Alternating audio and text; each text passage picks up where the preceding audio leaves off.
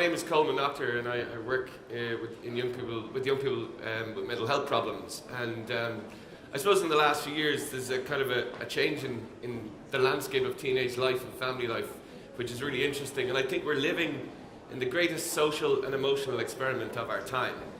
And the reason I say that is because this is an experiment. The introduction of technology, the internet, social media platforms, we don't know what the outcome of those things are yet. There's lots of research that says it's good, lots of research that says it's bad. If you don't know the outcome, then you're part of an experiment. And we are all part of that experiment, but more so you guys, because you don't know an alternative or a pre-internet world. And so, as adults, we can commit to an experiment and consent to it, but as children or young people, you've been born into it, and so you don't really have a choice. And we talk a lot about well-being, and a lot of people say, is well-being about being happy? You know, what is happiness? Is this happiness? Is this laughing? I love a minion. But from the point of view, the fact is, we probably spend less than 1% of our lives happy. Like that kind of belly over, chuckling, laughing. So if your desire, or if you're sold this idea that you should be happy all the time, you're going to spend 99% of your time disgruntled and disappointment.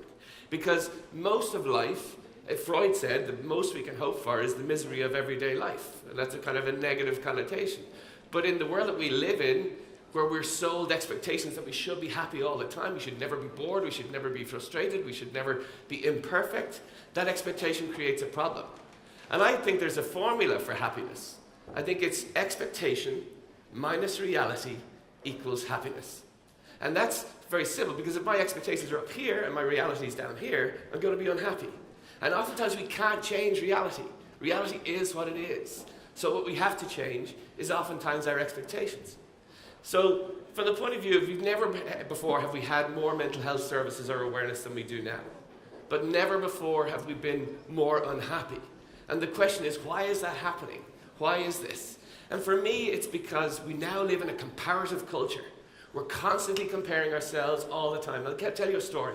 About 2 months ago, my wife and I were sitting at home. It was a Friday night, we were watching Graham Norton, and she was happy and I was happy, and I was kind of saying, isn't this nice? The kids are in bed, everything's settled. Isn't it nice that we've gotten to this point in our lives?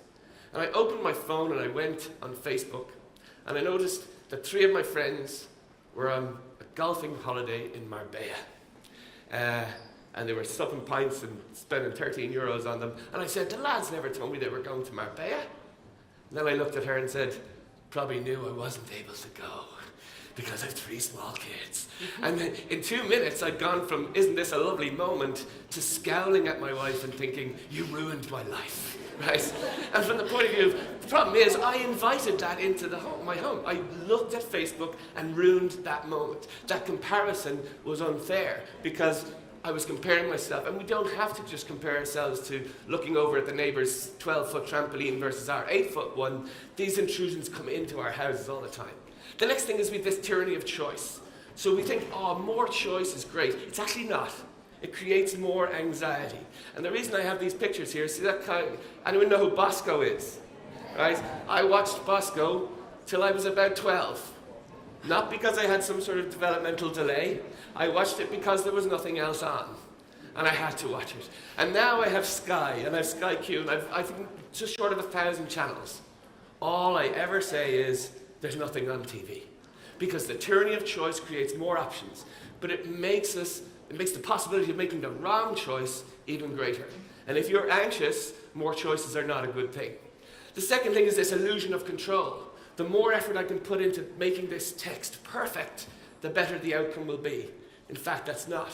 We probably spend 10 times drafting and redrafting that text back to that girl that we're interested in than we would actually saying hello to her on the street. The second thing is, that illusion of control is, when I was in school and I didn't do well in an essay, or I didn't have my homework or something, I just say, oh, miss, I forgot my book, or I forgot that, or forget that. Because you have the internet at your fingertips, that excuse is gone. You can't have an excuse anymore because the greatest library in the world is in your hand. That puts on pressure.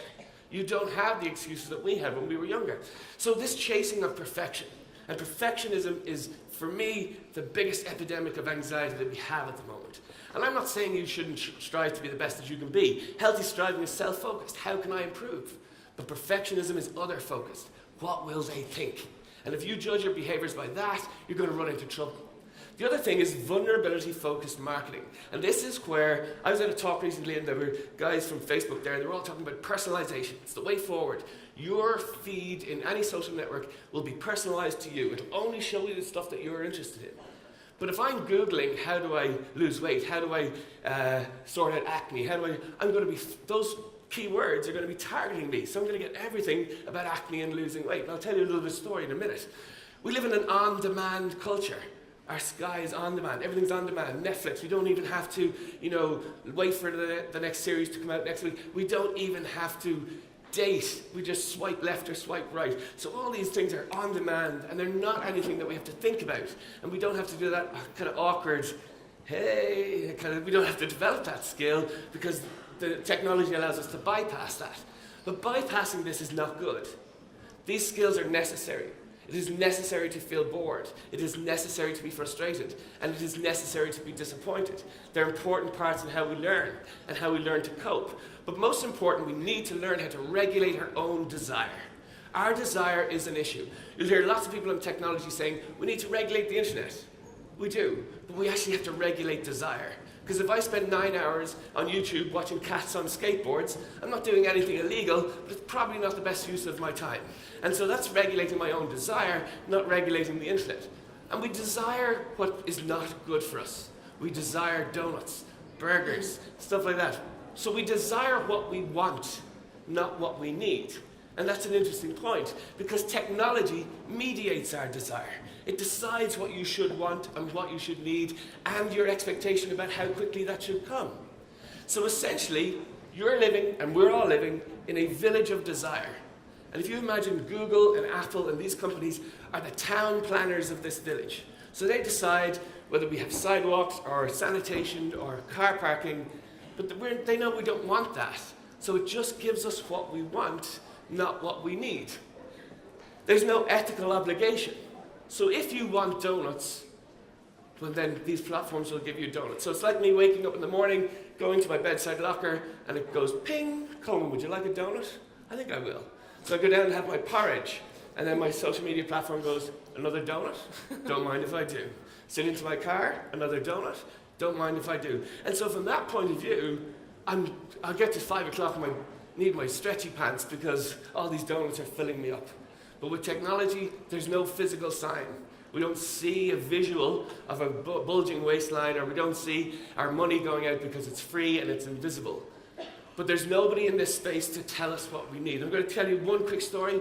I was on Facebook, I looked into a video of Ronaldo, and he was selling a slender tone belt. I'm not familiar with these electric currents that give you a six-pack abs in a week.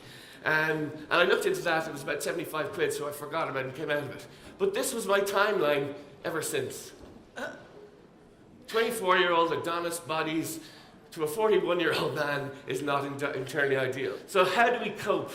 What I'd say to you is, forget these external relationships. The most important relationship you'll ever have in your life is the relationship you have with yourself. And from the point of view of that, that's when you have to invest in. You have to take time to get to know who you are and develop that relationship. Rather than that, everyone says resilience is really important. Your generation lack resilience. You need to have adversity. Adversity doesn't create resilience. Resilience is not born out of tough times. It's created through a good sense of self and be authentic with who you are.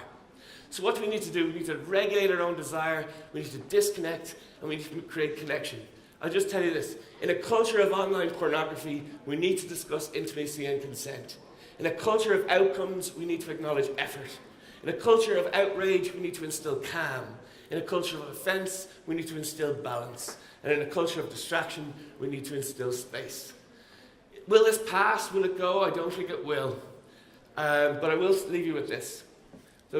How do we manage this? How do we cope? There was a guy came into a class and he showed the class a jar full of stones. And he said to the class, is it full? And they said, yes. Then he got some pebbles and sprinkled it in between the rocks. And he said, now is it full? And they said, yes. And then he got some sand and he put it in between the rocks and the pebbles. And he said, now is it full? And they said, yes. And he said, that represents a full life. The rocks are the really important things in your life, your family, your health, your trusting relationships. The pebbles are the things that you do well, like academic, sporting achievement, whatever, and the sand is the cosmetic shite that you're sold as important, right? In reality, we need to know, in order to feel full, we need to put rocks in first, then pebbles, then sand. We live in a world that sells us sand, sand, sand.